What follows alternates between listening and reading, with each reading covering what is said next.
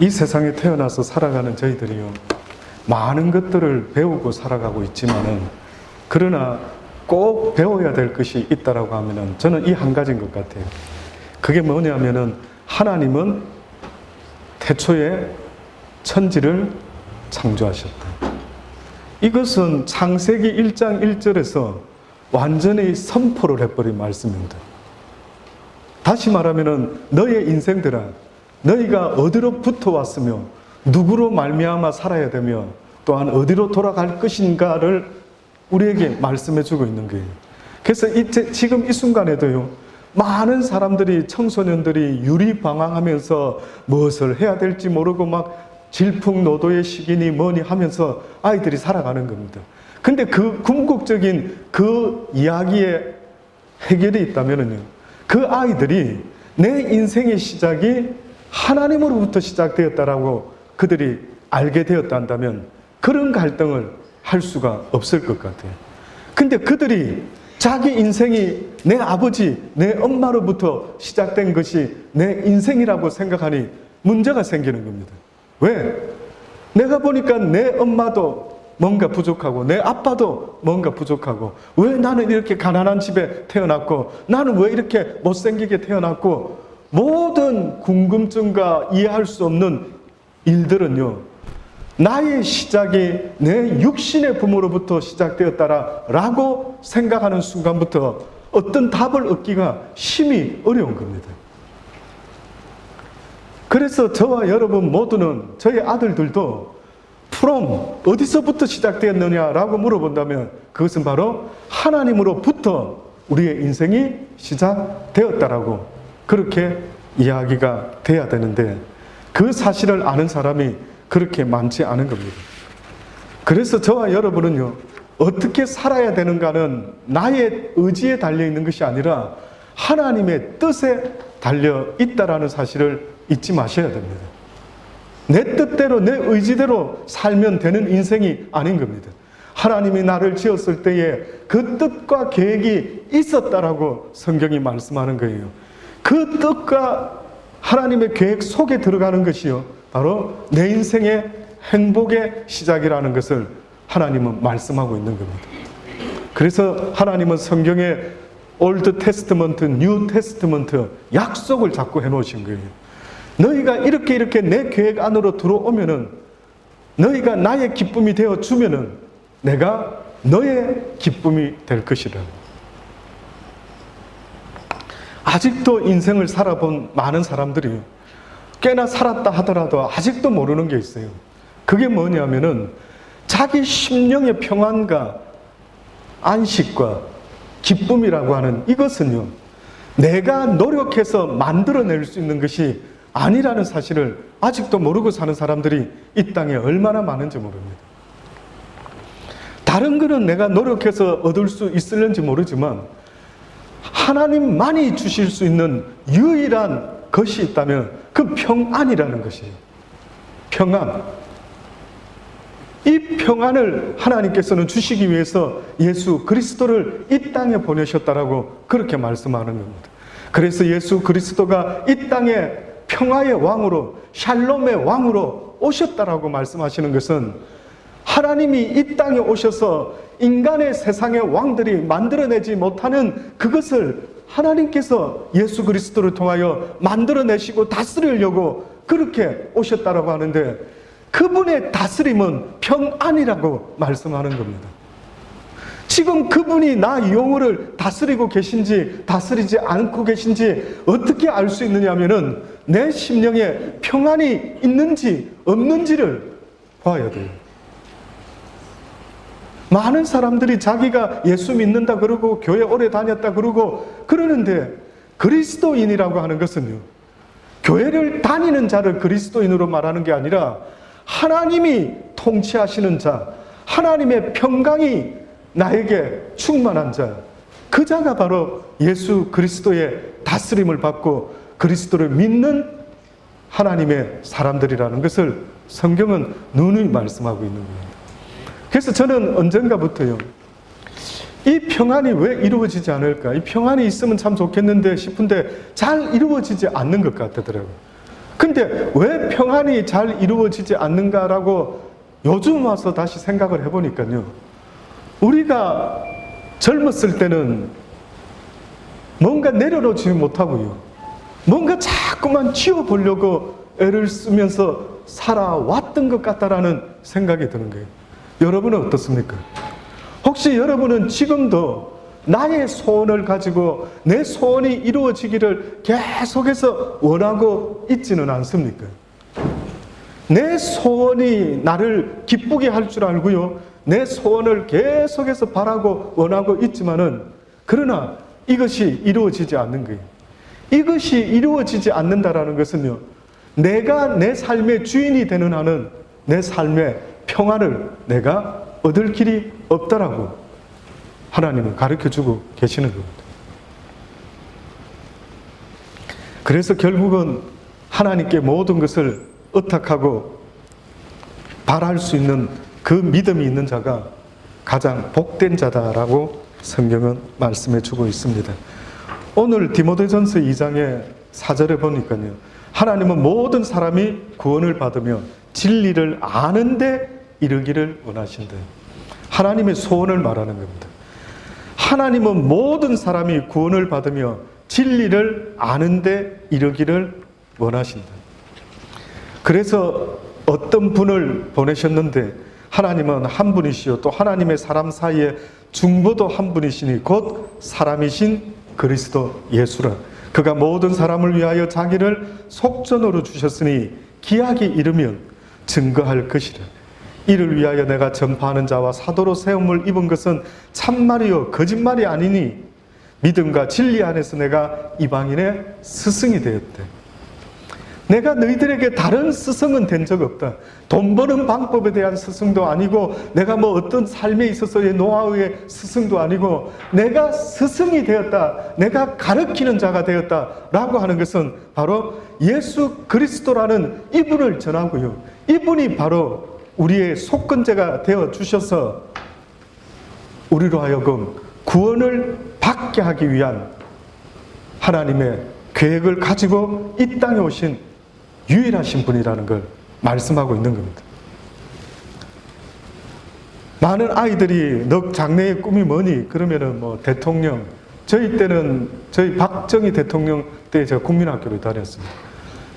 아는 분도 계실 것이고 모르는데 그때 많은 아이들이 왜 그랬는지 모르는데 네 꿈이 뭐냐? 그러면 대통령이라고 했어요. 왜 그랬을까요, 여러분? 혹시? 그때 아이들이 왜 꿈이 대통령이라고 이야기를 했을까요? 요즘 아이들은 꿈이 뭐라고 한번 물어보신 적 있습니까? 아이들한테 혹시 아이들 우리 사랑이 뭐 시온이 수민이 꿈이 뭐니? 뭐가 되고 싶으니? 제가 볼 때는 요즘은 엄청나게 다양한 것 같아요. 우리 정재는 또 뭐 셰프가 되겠다는 말도 하고요. 먹는 걸 좋아해서 그런지. 그러니까 뭐가 된다 하는 게 우리 옛날에는 상상도 할 수 없었어요. 뭐 요리사가 되는 게 꿈이다. 아이고 참 웃긴다. 이렇게 됐죠. 심지어 어떤 아이들은 앰뷸런스 운전사가 되고 싶대요. 왜 그래? 그러니까 앰뷸런스가 막 웽웽웽 하고 가면은 모든 차들이 다 비켜준대요. 그래서 굉장히 느낌이 좋대요. 그래서 자기는 앰뷸런스 차 운전자가 됐으면 좋겠다. 저희 당시 때요, 박정희 대통령이 쿠데타를 일으켜서 대통령이 됐어요. 그러고 나서 온 나라를 개혁을 시키려고 아주 작정을 하고 하는데 뭐 새마을 운동, 저희 어렸을 때 자고 있는데 웬 차가 지나다니면서 확성기에다가 음악을 틀어줘요. 새벽 종이 울렸네, 새 아침이 밝았네. 야, 이거 뭐 자고 있는데 알람 소리가, 이거는 뭐 국가적으로 길에 다니면서 그걸 들려줬어요. 그래서 자다가도요, 막 꿈속에 비몽사몽간에 그 음악을 아예 그냥 세뇌가 되는 거예요. 그래서 막 혼식 운동을 하고 쌀밥은 안 된다 막 잡곡밥을 먹어야 되는데 저희는 국민학교 때 도시락 싸가지고 가면 뚜껑 열어가 선생님이 밥 검사를 했습니다. 지금 아이들이 생각하기는 무슨 그런 시대가 있어요 이렇게 말하겠지만 그때는 그랬습니다. 그때는 계란 하나 구워가지고요 도시락 위에다가 이렇게 가지고 온 학생들 인기가 얼마나 좋은지 그 계란 뺏어 먹으려고 했던 시절. 진주 햄 소세지가 처음으로 나왔을 때요 그때 소세지 사온 아이들은 주로 상류층 아이들, 주로 굉장히 잘 사는 아이들. 그러니까 서민적인 삶을 살았던 저 같은 사람은 굉장히 부러웠어요. 나도 어떻게 하면 실컷 소세지 좀 먹고 살아봤으면 좋겠대. 그게 희망이었습니다. 그런 게 있다 보니까 어른이 되었는데도 알게 모르게요 스팸 해물 같은 거 이거는 막 너무 리치한 겁니다. 예, 무의식 중에. 그러니까 사람이 참 신기한 것이 햄이 몸에 안 좋다라고 그렇게 누누이 말하는데도 그냥 무의식 중에 또 햄이 생각나는 것은 어렸을 때 못 먹었을 때 어쩌다 한번 먹어본 그것이요 좋은지 나쁜지도 모르고 그게 좋은 줄로만 알고 그렇게 잊지 못하고 있는 겁니다. 그 시대 때 박정희 대통령의 그 파워는 어마어마했습니다. 예. 저 기억에 전 국민을 갖다가 움직였던 것 같아요. 그래서 막 온 국민이 그 통치 아래에 먹고 살려고 잘 살려고 얼마나 힘을 쓰고 애를 쓴 시대가 있었는지 모르겠어요. 그래서 그 시대에 우리들은요 너희의 꿈이 뭐냐 이렇게 물어보면 꿈이 대통령이라는 거예요. 주저하지 아니하고 대통령 되고 싶습니다. 그래서 그러지 않았을까라는 생각을 해보는 것입니다. 그러나 실제 우리의 꿈은 이 꿈도 저 꿈도 꿀 수도 있겠지만은요 늘 말씀드립니다만은 우리의 꿈은 죽은 꿈을 꾸고 있었다. 산 소망이 아닌 죽은 소망을 꿈꾸고 있었던 것 같아요. 다시 말하면 죽으면 다 헛된 것을 꿈꾸고 살아오는 것. 꿈을 먼저 생각하기 전에 죽으면은 헛된 꿈을 꾸지 않는 게 지혜로운 사람 아닐까요? 내가 꿈을 가졌는데 하필이면 그 꿈은 죽으면 끝나는 꿈인 거예요. 여러분은 혹시 지금까지 부모로부터 육신의 부모로부터 이런 꿈을 가져라 이런 네 인생이 이렇게 되면 좋겠다라고 하는 그 모든 이야기가요 혹시나 죽으면 끝나는 꿈 아니었습니까? 죽으면 끝나는 꿈. 그러면 궁극적으로 내 꿈이라고 말하는 것은요 죽으면 끝나는 꿈이 아니라 죽음을 이기는 것이 우리의 꿈이 되어야 된다. 그래서 하나님의 꿈이 바로 그 꿈이랍니다. 하나님은 우리에게 이 세상의 삶을 기회를 주신 것은요 바로 우리에게 거듭난 인생을 통하여 하나님의 나라에 들어올 수 있도록 하시려고 그렇게 우리에게 거듭나라고 말씀하고 있는 겁니다. 다시 말하면은 육신은 하나님이 우리를 처음에 태어나게 했는지 모르지만 두 번째 삶은요 내 스스로 본 어게인을 해라라고 그렇게 말씀하고 있는 거예요. 첫 번째는 어쩔 수 없이 태어났느냐, 네가 태어나고 싶지 않아도 첫 번째는 네가 이 땅에 태어났는지 모르지만 그러나 두 번째로 태어나야 되는 것은 네가 선택을 해라라고 그렇게 말씀하는 거예요. 하나님은 여러분이 이제는 스스로 두 번째 삶을 선택해라라고 말씀하고 있던 겁니다. 그것은 탕자에 비유해서 알 수 있어요. 탕자가 아버지의 재산을 가지고 나가서 자기 마음대로 한번 살아보겠다고 나갔습니다. 살아봤더니만 결국은 돈이 없으니까 거지가 되고 그 누구도 자기를 돌아보지 않고 먹을 것도 주지 않아서 나중에 아버지 집으로 돌아오죠. 그래서 아버지에게 말합니다. 품꾼으로 써주십시오. 아니다. 잃어버린 내 아들 내가 다시 얻었다. 아버지가 잔치를 베풀고 막 환영을 합니다. 그때 그 아들이 뭐라고 고백하는 줄 아십니까? 너무나 좋으신 아버지래. 너무나 좋으신 아버지. 사람이 본 어게인을 한 거예요. 우리가 자식 키우다가 아유 저거 언제 사람 됐고 아유 저 녀석 언제 사람 되지? 왜 저렇게 속을 썩이지. 그렇죠? 본 어게인이 뭔 줄 아십니까? 철이 드는 거예요.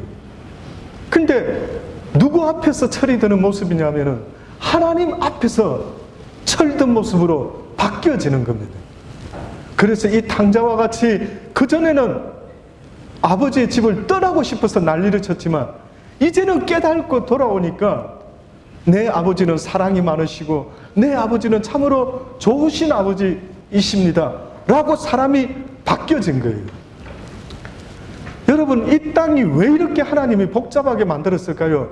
선악과를 따먹게 내버려 두신 거는 왜 그랬는지, 또 선악과 따먹고 죄짓고 죄 아래 갇히고 불순종의 자식들이 되고 그냥 막 서로 죽이고 싸우고 다투는 이런 삶을 살게 하고, 왜 하나님 이렇게 복잡하게 우리의 삶을 이렇게 만드셨습니까?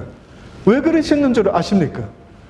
하나님이 원하는 삶은요, 우리에게 원하는 삶은 하나님을 정말로 사랑하는 그 한 영혼을 만들어내기 위해서 하나님께서는 이 복잡한 일을 하고 계시는 겁니다. 참 놀랍지 않습니까?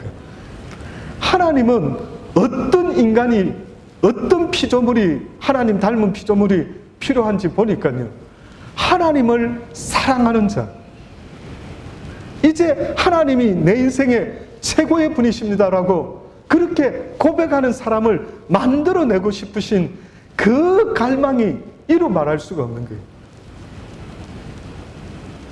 부부 여러분, 남편이 아내를, 아내가 남편을 서로 사랑한다라는 것을 늘 확인하며 살고 싶으시죠? 맞습니까?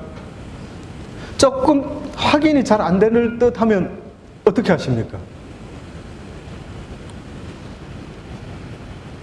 하루 어느 날 살고 있는데 하루 놓기 전에는 그렇게 나한테 잘해준 것 같았는데 하루가 생기고 나서부터는 이상하게 뭔가 좀 나한테 서운한 것 같아. 나도 모르게 나도 하루한테만 올인하고, 서로가 뭔가 조금 허전한 듯 그런 느낌을 받을 수 있을까요, 없을까요? 있겠죠. 그러면은 혹시 어떻게 합니까?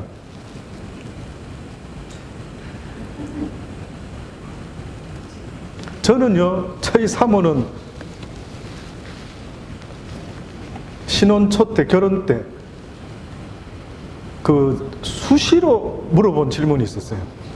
당신 나를 사랑하냐고. 저는 부산에서 살았기 때문에 그걸 말로 굳이 이렇게 하는 것은 굉장히 서울 남자들의 스타일인 걸로 그렇게 생각했어요. 그래서 그거를 못 느끼는 당신이 문제가 있다 라고 오히려 말하고 싶을 정도로 표현력이 별로 없었어요. 표현력. 언젠가 그러더라고요, 저희 아내가. 당신이 진짜 나를 사랑하는지 어느 순간에 좀 궁금했다고, 의문이 들었다고. 왜냐? 당신이 나를 사랑한다면 어떻게 나한테 그렇게 목소리가 크게 이야기할 수 있을까? 어떻게 한 번씩 화를 낼 수 있을까? 그러니까 그럴 때마다 저희 아내가 느낀 것은 이 남편이 나를 진짜 사랑하는 게 맞는가? 이게 궁금했던 것 같아요. 그러니 그것을 순간순간 확인을 하는 겁니다. 물어보더라고요. 나 사랑하느냐? 그래서 저는 그때는 그런 뜻을 정확히 모르고요. 이 사람이 무슨 사랑을 이렇게 좋아하는가? 그래서 제가 그리스도의 사랑을 가지고 살아야 된다고 막 그런 이야기도 하면서요. 여러분, 사람도 그 사랑이 느껴지지 않으면 왠지 모르게 그 사랑을 확인하고 싶어하는 그게 있지 않습니까? 그 속성이 어디서 왔는가 가만히 보니까요, 그것은 바로 하나님의 속성 같아요. 하나님의 속성. 성경은 온 율법과 선지자의 강령이다라고 하면서 우리에게 하신 말씀이 뭐냐면은 이것 말고 내가 가르치는 게 없다라고 하신 그게 무엇인가 보니까 뭡니까? 하나님을 사랑할 때의 마음과 목숨과 힘과 뜻을 다하여 주 너의 하나님을 사랑해라는 거예요. 하나님을 사랑하는 것이 멈추게 되면 문제가 생기는 거예요. 하나님을 사랑하는 것은 곧 나의 기쁨이요, 즐거움이요, 행복인 것입니다. 제가 지난 수요일날 우리 하루를 한번 못 봤어요. 저 손녀는 아닙니다. 저의 친손녀는 아니지만은 너무 이쁜 거예요. 그냥 이렇게 보고 있으면 저의 영혼이 이렇게 진짜 청소하듯이, 정화가 되듯이, 조금 전까지 저 옆에 있는 사람 얼굴 쳐다보니까 영 찜찜하고 부담스럽고 그냥 삶에 그냥 뭔가 무게가 느껴지고, 사실 그렇지 않습니까? 그렇죠? 주변에 막 어른들 쳐다보고 있으면은 아유 참 막 늘 갈등과 늘 뭐가 문제가 그래 많은지, 뭐가 그렇게 복잡한지. 그렇죠? 근데 여러분, 아이들도 교회 오면 하루를 얼마나 쳐다보는지, 막 모여 들어가 무슨 슈퍼스타예요. 왜 그럴 것 같습니까? 하루가 무슨 의미 있어서 사람들의 관심을 모을까요? 그 어린 영혼이요, 그냥 바라보기만 해도 이쁜 겁니다.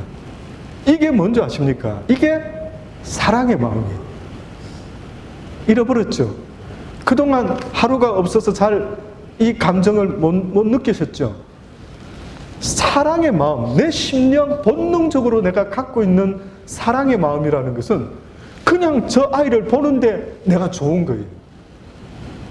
신기하죠? 내가 내 얼굴 쳐다볼 때는 그렇지 않았는데 하루 얼굴을 쳐다보고 있으면은 기쁘다고요. 뭔가 그냥 기분이 묘하죠. 아주 막 괜히 그 아이 앞에서 웃으면서 막 까꿍하고 이런 액션은 그 전에 지어본 적이 없는데 하루 쳐다보면서 그렇게 하는 거예요. 제가 다 잊어먹고 있었는데, 제가 언젠가부터 우리 승재, 민재, 정재한테 까꿍 이렇게 한 적이 이제 다 잊어먹었죠. 다 잊어먹었는데 세상에 하루를 보고 또다시 나도 모르는 내 속에 숨겨져 있던 어떤 감정이 또 나와가지고요, 까꿍하고 있는 거예요. 놀랍더라고요. 이게 무슨 마음이지? 이게 무슨 감정이지? 이게 사랑이라고 하나님이 우리에게 알려주는 겁니다. 그러니 하나님은 우리를 쳐다만 봐도 이쁘신 거예요. 그런데 안타깝게도 우리 역시도 하나님만 바라보면 기쁘게끔 지어줬는데 바라보지를 못하는 거예요. 하나님을 바라보지를 못하는 거예요.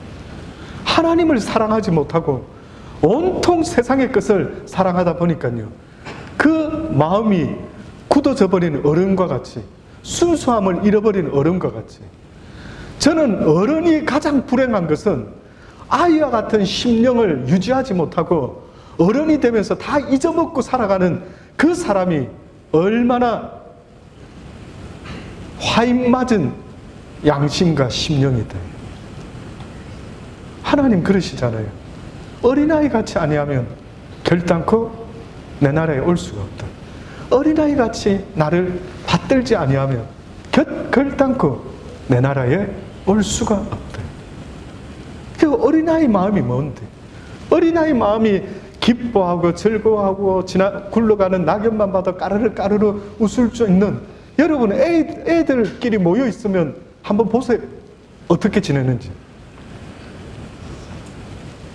뭐가 그래 좋은지 저들끼리 막 웃어서 막 장난감 가지고 놀고 신기해요.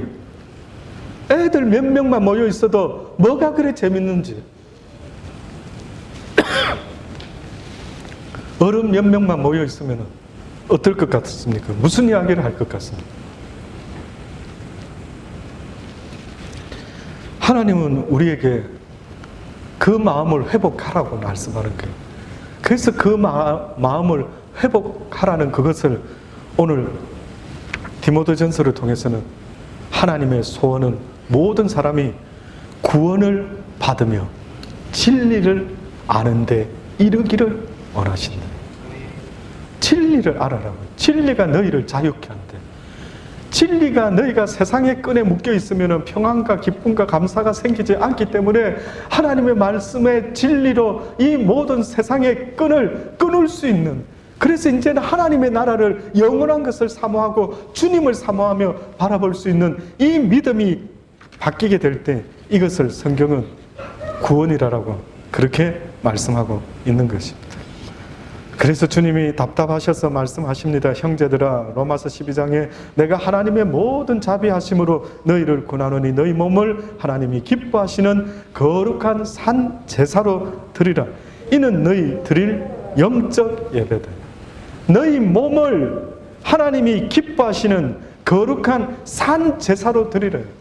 이걸 하나님이 기뻐하는 예배다. 이 자리에 앉아있는 이 예배가 하나님이 기뻐하는 것이 아니라 너의 삶을 하나님의 말씀에 순종함으로 살아가는 산제물이 된 삶을 기뻐한다라는. 너희는 이 세대를 본받지 말고 오직 마음을 새롭게 함으로 변화를 받아 하나님의 선하시고 기뻐하시고 온전하신 뜻이, 온전하신 소원이 무엇인지 분별하도록 해라는 거죠. 이스라엘 백성이 약 430년간 애굽에서 종노릇을 했었죠. 그들은 그때까지 특별한 소원이 없었습니다. 다시 말하면 하나님이 기뻐하는 영적 소원을 가지지 못했어요. 그냥 종으로 살아도, 그냥 이방신을 섬겨도 그래 인생이 이런 거지 이러고 그냥 살았습니다. 근데 어느 날 요셉을 알지 못하는 왕이 나타나서 이스라엘 백성들이 애를 너무 잘 낳는 거예요. 안 되겠다. 쟤네들이 삶이 이지한 모양이다. 좀 힘들게 만들어줘야겠다. 이렇게 해가지고요, 집도 주지 아니하고 건축물을 지으라고 하고 막 양을 늘리고 삶이 힘들고 힘들어지니까 그때서야 출애굽기 2장 23절로부터 보니까 그들이 고역으로 인하여 탄식하며 부르짖었대요. 누구에게 부르짖었나 보니까 하나님께 부르짖은 것 같아요. 하나님께. 인생이 너무 힘드니까 그때서야 하나님을 찾는 거예요. 어떤 분이 그러더라고요. 왜 인간의 삶 속에 고난이 생겼을까요? 고난이 없으면 좋겠는데. 그러니 이렇게 말씀하는 겁니다. 그렇지 않아도 교만한 인간인데 고난이 없었다면 인간은 더 교만하기 짝이 없었을 것인데. 막 부르짖기 시작합니다. 그때 성경에 보니까 그 소리가 하나님께 상달되었고 하나님이 그 고통 소리를 들으시고 아브라함과 이삭과 야곱에게 세운 그 언약을 기억하사 이스라엘 자손을 건념하셨더라. 그래서 모세를 보내시게 됩니다. 우리가 소원을 가지고 있어야 되는 것이 있는데 하나님의 소원도 하나님의 소원이지만 또한 그 소원이 이루어지려면 우리에게도요 소원이 있어야 되는 거예요. 근데 그 소원은 바로 구원이라는 거예요.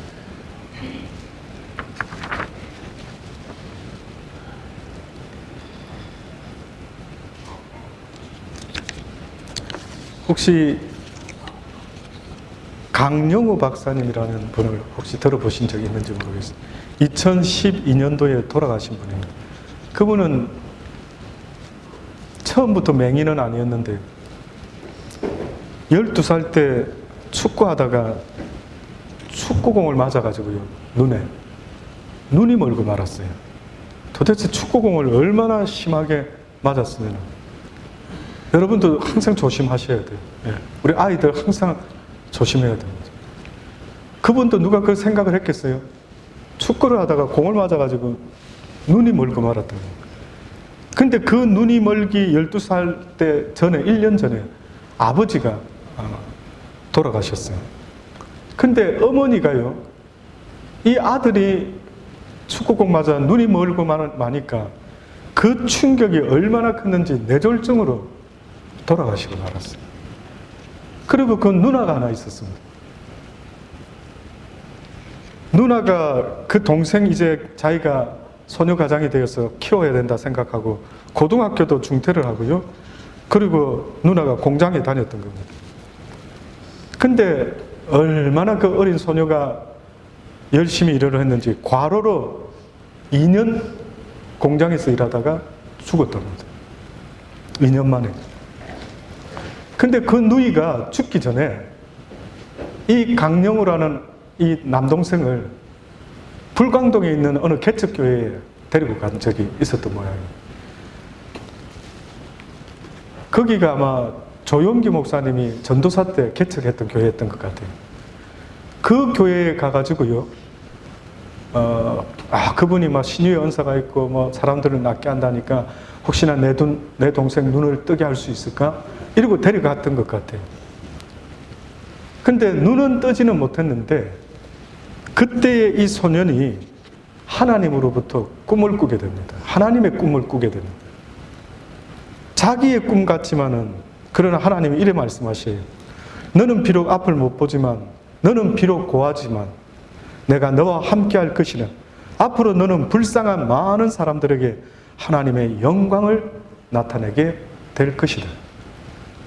이런 영적인 비전을 보여준 겁니다. 그래서 이분이 그 꿈을 품고요, 모든 가족이 다 죽고 홀로 살아서 가는 이 소경된 이 아이가 그 거룩한 꿈을 가슴에 품고 얼마나 열심히 살기 시작했는지. 결국은 그가 연세대학을 졸업하게 되었고요. 그 다음에 미국에 유학을 갔어요. 3년 8개월 만에 피츠버그 대학에서 교육학 박사가 되었어요. 그러다가 어느 날 백악관의 장애인위원회 정책 사관보로 그렇게 발탁이 됩니다. 7년 넘게 미국의 장애인들을 섬길 뿐만 아니라 나중에는 루즈벨트 재단 고문으로 위촉이 되어가지고요, 온 세상에 7억 명의 그 당시 때 가까운 그런 장애인들을 섬기는 그런 일을 그분이 하게 되었습니다. 그분이 2012년 이 세상을 떠나기 전에 쓴 책이 있었는데 그 책 제목이 내 눈에는 희망만 보였다라는 이야기입니다. 내 눈에는 희망만 보였다. 그 책에 있는 한 말씀을요, 소개해 드리려고 합니다. 저에게 장애는 축복 그 자체였습니다. 저를 보면 어둠인데 주님을 보니 빛이었습니다. 그래서 주님만 보았습니다. 장애는 불편함일 수는 없어도, 불편함일 수는 있어도 불완전함은 아닙니다. 누구나 겪을 수 있는 질병과 같은 것입니다. 당신을 지배하는 생각의 장애, 마음의 장애, 영의 장애 뛰어넘어 나의 장애보다 크신 하나님을 바라볼 때 꿈은 이루어집니다. 하나님은 저의 실명을 통해 저의 삶뿐만 아니라 세상을 바꾸셨습니다. 실명을 하기 전 저는 딱히 세상을 살아가는 목적이 없었습니다.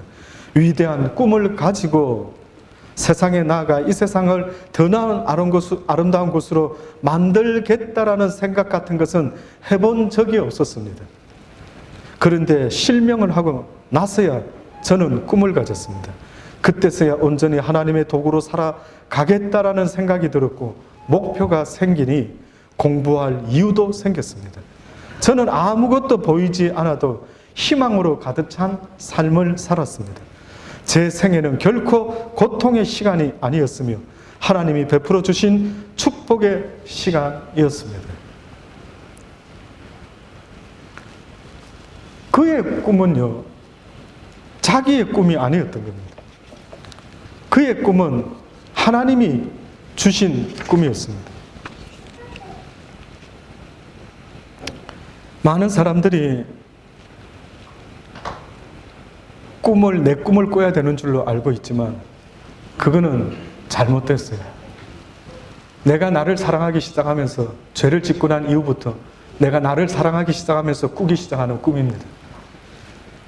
그래서 하나님은 지금도 우리에게 하나님의 꿈을 꾸게 해주려고 기도 때마다 내 소원을 아뢰는 시간 되지 말고 나의 소원이 무엇인지를 구하라. 그리고 그것이 너의 소원이 될 수 있기를 원한다. 그래서 빌립보서 2장에 보면은요, 사랑하는 자들아, 너희가 나 있을 때뿐 아니라 지금 나 없을 때도 항상 복종하여 두렵고 떨림으로 너희의 구원을 이루라. 너희 안에 행하시는 이는 하나님이시니 자기의 기쁘신 뜻을 위하여 너희로 소원을 두고 행하게 하시나니. 아버지가 너희의 구원을 이루고 싶어 합니다. 너희의 구원을 이루어라. 그래서 그 구원을 이루고 싶으셔서 하나님이 너희에게 소원을 두고 행하게 하신다. 그게 무슨 소원이냐? 구원의 소원을 가지라고 그렇게 말씀하는 거예요. 그래서 이 땅에서 하나님이 우리에게 원하시는 그 소원은요, 온 백성들이, 온 사람들이 다 구원 얻기를 원하시는 거예요. 그래서 예수 믿게 되면 가족에게도, 형제들에게도, 아버지에게도, 어머니에게도 예수를 믿으셔야 된다라고 핍박을 감수하면서까지도 그렇게 말씀을 전하고 있는 것입니다. 시편 기자는 말합니다. 나의 방패는 마음이 정직한 자를 구원하시는 하나님께 있도다. 나의 방패는 정직한 자를 구원하시는 하나님께 있다. 누가 정직한 자인 줄 아십니까? 누가 구원받는 자인 줄 아십니까? 나는 죄인으로서이다 라고 정직하게 회개하는 그 자가 바로 하나님의 구원을 받게 된다. 그래서 시편 기자가 이렇게 말했던 겁니다. 나의 방패는 마음이 정직한 자를 구원하시는 하나님께 있다. 그걸 알았던 거예요. 하나님은 정직한 자의 기준을 어떻게 보면 우리는 뭘로 삼고 있는지 모르지만 하나님은요, 내가 죄인입니다. 나를 구원해 주십시오 라고 고백하는 그 사람을 정직한 자라고 그렇게 말씀하는 거예요. 시편 34편에도 여호와는 마음이 상한 자에게 가까이 하시고 중심에 통회하는 자를 구원하시는도다. 마음이 상한 자를 구원하시고 통회하는 자, 나의 잘못을 고백하는 그를 하나님은 구원하시겠다. 바로 그 자를 성경은 의인이라 칭하고 그 의인은 고난이 많으나 여호와께서 그 모든 고난에서 건질 것이다라고 그렇게 말씀하는 겁니다. 사도행전 2장 20절에 주의 크고 영화로운 날이 이르기 전에 해가 변하여 어두워지고 달이 변하여 피가 되리니 누구든지 주의 이름을 부르는 자는 구원을 얻게 될 것이라. 누구든지 주의 이름을 원하는 자, 주여 구원받기를 원합니다라고 누구든지 간절히 주를 부르는 자는 구원을 받는데, 사도행전 4장에 다른 이로서는 구원을 얻을 수 없나니 천하 인간의 구원을 얻을 만한 다른 이름을 우리에게 주신 일이 없음이라 하였더라. 사랑하는 여러분, 하나님의 소원은 저와 여러분의 구원입니다. 우리가 아무리 어떤 복음을 전하고, 저도 목사이지만 하나님은 제가 복음을 전하는 것도 중요하다고 보겠지만 더 중요한 것은 나의 구원입니다. 내가 구원받아야 됩니다. 그리고 이웃에 아직도 하나님을 통해서 구원받지 못한 수많은 사람에게 알려줘야 되는 것이 여러분의 소원이 되어야 된다고 말하지 않습니까? 그래서 지금 이 순간부터 사랑하는 육신의 부모 형제 중에 아직도 예수 그리스도를 모르는 그들이 있다면요, 그들을 위하여 기도를 해라고 하나님 말씀하는 겁니다. 왜 기도하지 않느냐? 왜 간절히 기도하지 않느냐? 왜 목숨 걸고 기도하지 않느냐? 네가 진짜로 그 가족을 사랑하는 거 맞느냐라고 물어보는 거예요.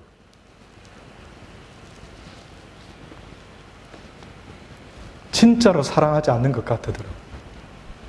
어떻게 보면 진짜로 사랑한다면 그럴 수 없죠. 그래서 살다 보니까요, 내 자식은 진짜로 사랑하는 것 같아요. 근데 어느 순간에 나이 먹고 가정을 이루다 보니까 내 부모님은, 내 누이는, 내 형제는 그렇게 사랑한다라고 말하기가 좀 부담스럽더라고요. 그런데 하나님이 사랑하는 그들이 내 이웃이라면 주님 때문에 사랑할 수 있게 되기를 간절히 주의 이름으로 축원합니다. 기도하시겠습니다. 좋으신 아버지 하나님, 살아가는 삶 가운데 아직도 구원을 생각지 못하고 교회만 다니면 구원받은 것인 줄 혹시나 생각하고 살아오고 있지는 않습니까? 아버지, 내가 하나님의 말씀에 늘 순종하며 하나님을 사랑하며 이웃을 내 몸과 같이 사랑하며 살아가고 있는지 늘 확인할 수 있기를 원합니다. 그래야 나에게 믿음이 있는지 없는지를 보며 주님 앞에 날마다 부르짖으며 주의 소원을 내 소원으로 이루게 하여 달라고 그렇게 고백하며 기도하며 살아가는 우리의 삶이 되게 하여 주옵소서. 예수님의 이름으로 기도합니다.